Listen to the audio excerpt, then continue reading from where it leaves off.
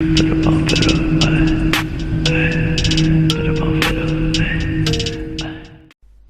mate. Yeah, let's have a look here. Flux. Yeah, KuCoin. I've got KuCoin. The descending triangle. Is it in a descending triangle, and what is the potential of it?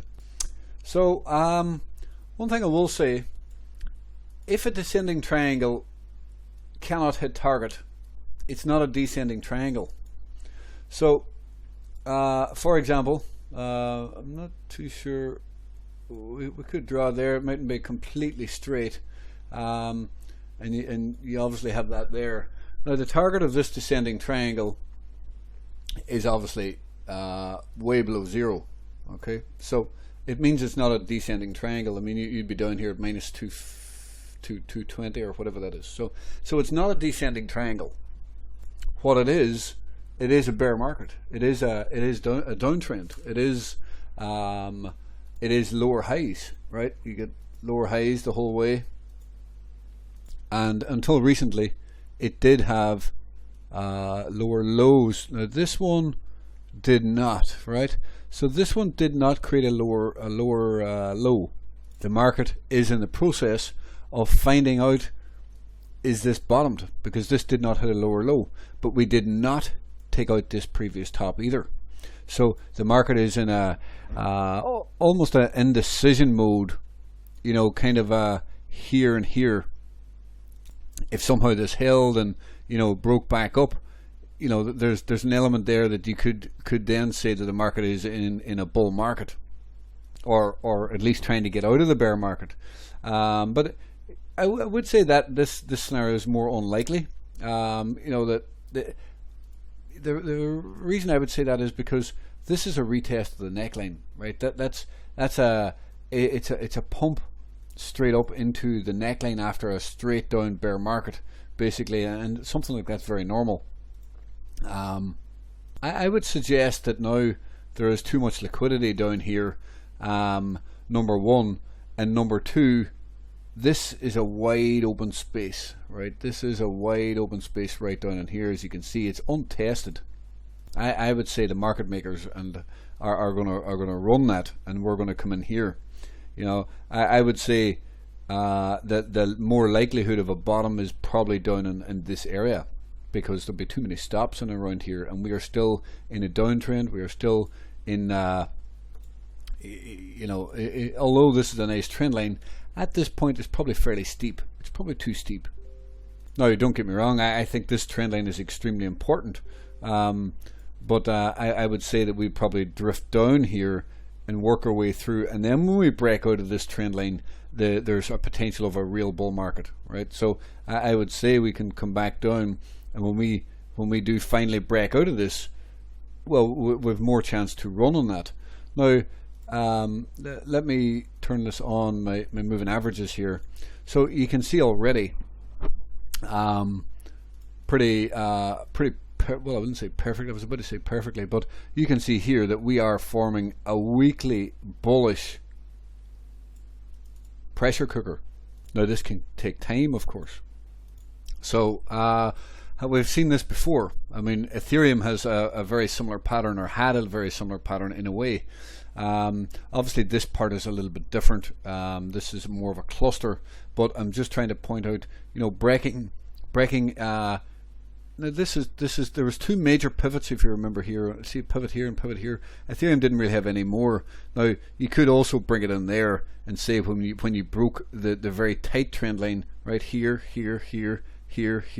and then we managed to run from that. So depending on where you want to draw those trend lines, but those trend lines are very important. They're breaks in structure of major downtrends.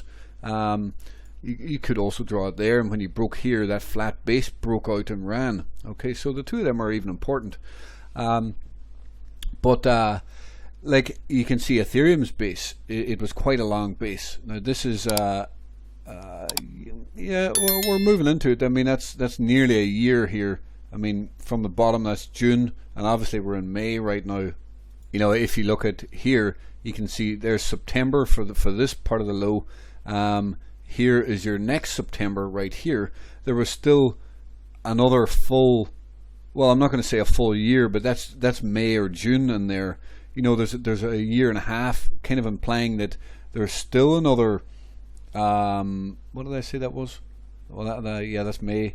There was still another half a year of a consolidation here, or whatever, or down movement, before you even get to the same length as Ethereum. But as you can see, you know, whatever way, you know, we develop, maybe I didn't draw that right there. That probably maybe should come back down into price better, or whatever. It just was a bit rough drawing that. Whatever, I'm not too sure what way to draw it yet, because you can see this is fairly flat, and it's only at the very, very end when there's a crash, when the COVID crash drops this price, drops this moving average, okay? And it's not just that, it's, you know, the moving average will continue to want to drop to touch price, and over time that'll start to drop. If you're basing below it, over time then it'll start to drop. So this could base very straight and flat until the very end, and I think that's what I was trying to draw, because I see that over and over and over again. Like this is just probably more flat, and then the very end you get a bit of a drop. I mean, you're asking, you know, the most difficult question of all is where exactly are we going to go to? But you know, we don't have a crystal ball, but I would have to suggest that Flux dropping 88% is not enough.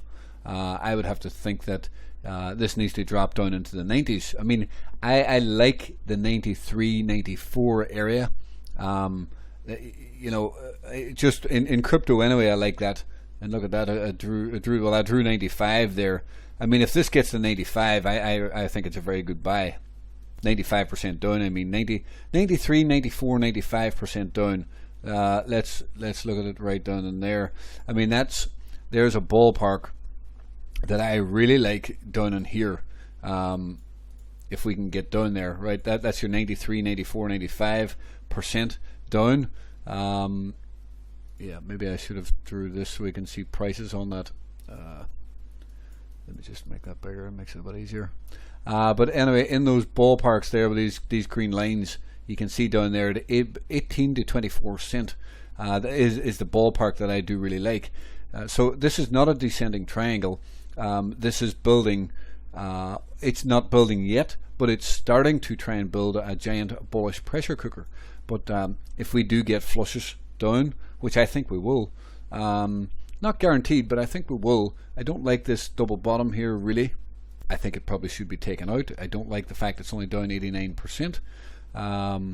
Well, listen, there's something good about that as well. There's relative strength in that, which may be showing that this is a very good coin.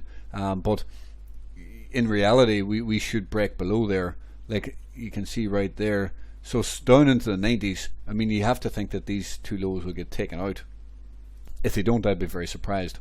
Now, I just turned on the VPVR right there, and you can see that actually the 95% down is actually where your volume control is, your VPVR right down here.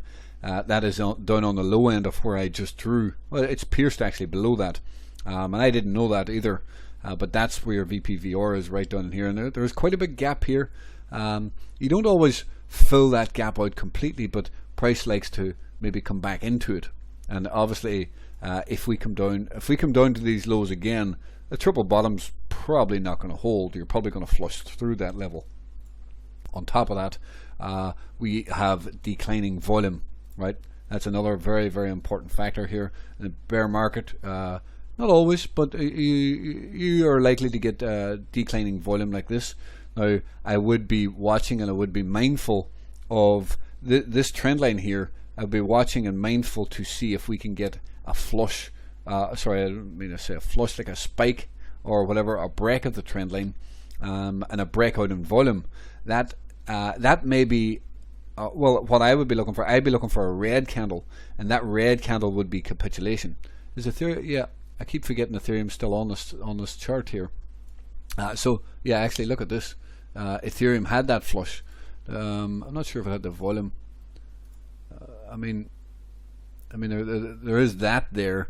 Down there you can see that it did get a breakout here, but there was one more flush after that. So it did flush to here, but then you did get the real big capitulation right here. So maybe this could, because this trend line is getting very tight, so maybe we do get some breakouts like Ethereum, but that might be the start of a bottoming process. So that's interesting actually. So we did break the trend line there on Ethereum, and you can see it was not the bottom, right? But it was getting very close, and it was a sign that, you know, maybe it's a good time to start accumulation small or whatever. But if you get a big volume, a capitulation volume like we did here, right, that's, pardon me, that's exactly what you want, right? That's I mean, that's your ideal situation. That'll mark a bit of a bottom, a bit of a capitulation and selling, and you can see from there it marked the exact bottom in Ethereum, and then we went up. So I would be looking for something similar on Flux. I like the 95 to 93%, you know, in that ballpark. Look at this hole here. You know, it's maybe, you know, see right in here, see that right in there. There's basically nothing there really. That would be a nice area to retest. I'd be fairly comfortable buying Flux if we hit that level. I mean, that's down to 22. I mean, that's still a 50% drop from here. Let's just check that just to be sure. What are we? Yeah, 49. Yeah. Well, right in there is, I mean, it's a 55% drop down to that level. We get there, I mean, I think it's looking very, very, very good.